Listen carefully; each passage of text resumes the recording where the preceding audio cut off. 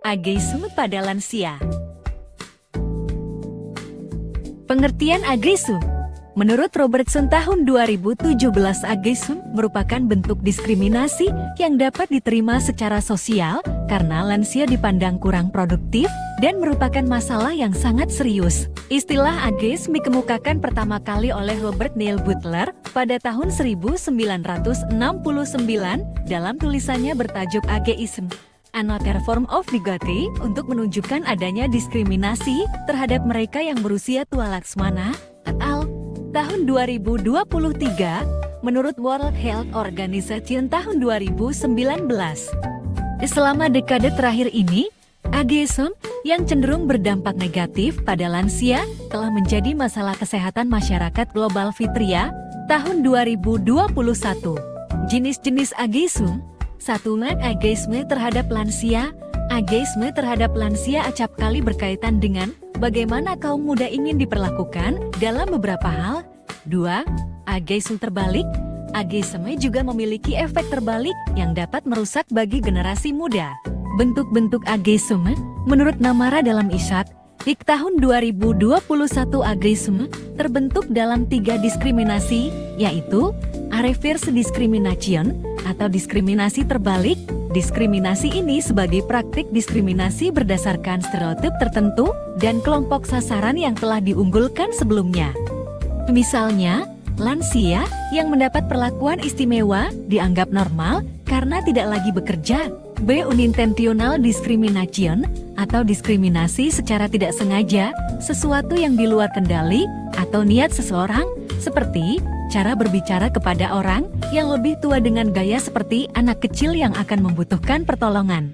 C. Institutional age discrimination, diskriminasi akibat praktik kelembagaan yang mengharuskan masyarakat berhenti bekerja pada usia lanjut. Hal ini menimbulkan adanya batasan usia yang berujung pada prasangka terhadap lansia sebagai kelompok yang tidak produktif. Ishak et al. Tahun 2021. Ageisme pada lanjut usia.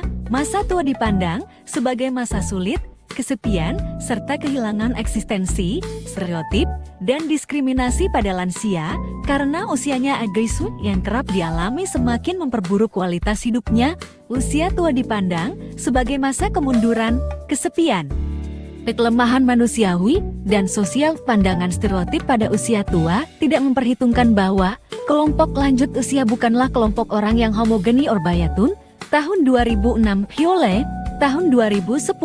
Contoh ageisme. Dalam kehidupan sehari-hari, lansia selalu dinilai tidak dapat memberikan kontribusi apapun. Lansia selalu diibaratkan sebagai sosok yang lemah, kesepian, dan tergantung. Produktivitas seseorang juga dinilai sudah berakhir ketika memasuki usia senja. Ini sesuai dengan kalimat yang disampaikan oleh filsuf Seneca, kita memandang usia tua sebagai penyakit. Contoh 1. Kaum muda sering berpendapat bahwa orang lansia sudah cukup mendapat kesempatan dan saatnya memberikan kesempatan itu pada kaum muda. Contoh 2. Kaum muda sering berpendapat bahwa sumber daya yang terbatas ini harus digunakan untuk mereka sendiri daripada untuk orang lansia. Contoh 3. Kaum muda sering berpendapat bahwa lanjut usia harus bertindak sesuai dengan usianya dan tidak mencoba untuk mengambil identitas kaum muda, termasuk hal-hal misalnya pola bicara dan cara berpakaian. Upaya pencegahan ageisme. 1. Pendidikan. Melalui pendidikan diharapkan dapat membantu orang lebih memahami proses penuaan dan dampaknya. 2. Kontak antar generasi. Meningkatkan interaksi dengan orang-orang dari berbagai kalangan usia dapat mengurangi ageisme. 3. Berdiskusi dengan pelaku. Hal selanjutnya yang dapat dilakukan adalah mengajak berkomunikasi atau berdiskusi secara langsung dengan pelaku dengan menjelaskan melalui cara yang baik dengan memberikan contoh-contoh.